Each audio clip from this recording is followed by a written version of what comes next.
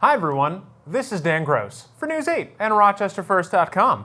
Welcome to What's Good, the place where we share the good news in and around Rochester over the past 7 days. Sorry, I gotta get this. Hello? Yeah, I know we have the jam, okay? I'm gonna cue it, I promise. Okay, bye.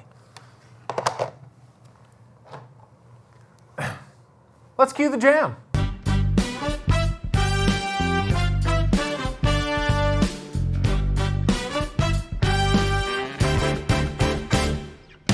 Let's start off our show in Geneva, where the community came together for a very special store.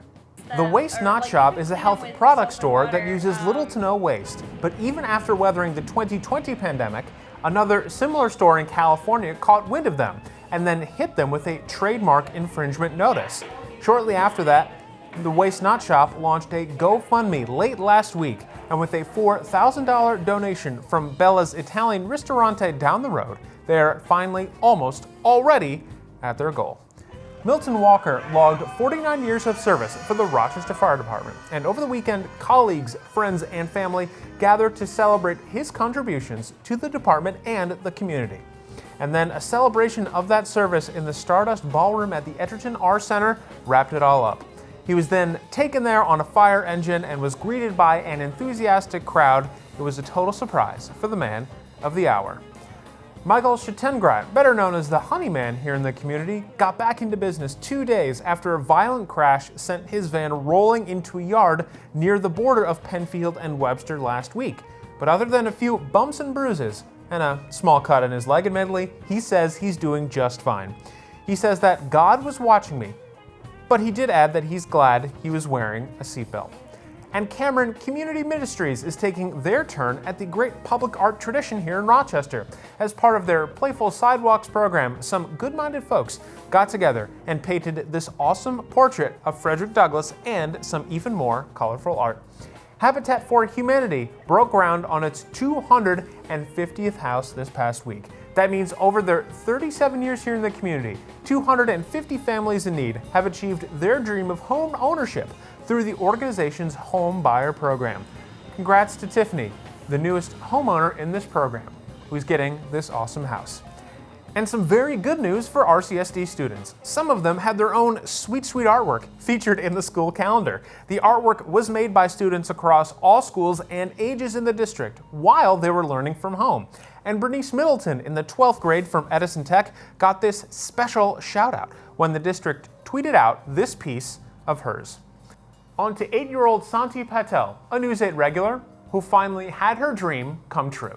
This dream to make a local playground more accessible. She came up with the idea last year to bring a new wheelchair accessible swing to a Grease Park. She sold hot chocolate to raise money for the swing, which will be just one piece of the new accessible playground in the town. And as of last week, well, the playground looks like this.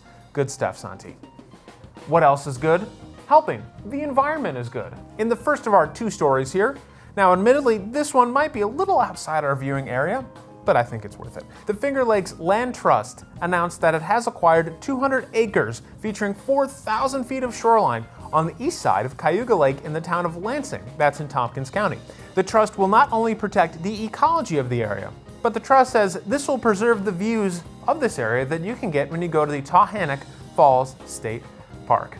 And on to our other environmental story. The Roc City Compost pilot program is in full swing now, just a month in. We're told it has already diverted more than 2 tons of organic materials from the city refuse stream. Its success early on is seen as promising for the city.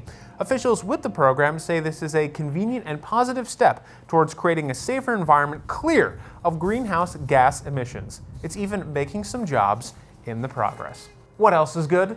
Your good news. We love to feature that everyday sort of good news that keeps us all going. Did you get a big job promotion? Did you or a loved one reach a big milestone or anniversary? Did you happen to see someone doing a good deed along the way? Or did you hit a half-court shot, something like that?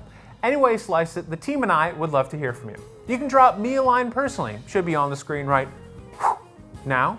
That's dgross@WROCTV.com, and please pass along any photos or video you might have as well.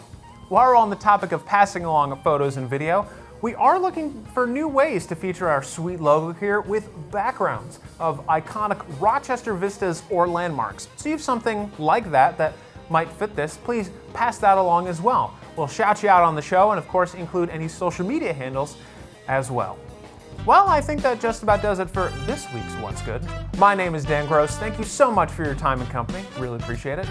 You know what else is going to be good? The rest of your week. We'll see you next Wednesday.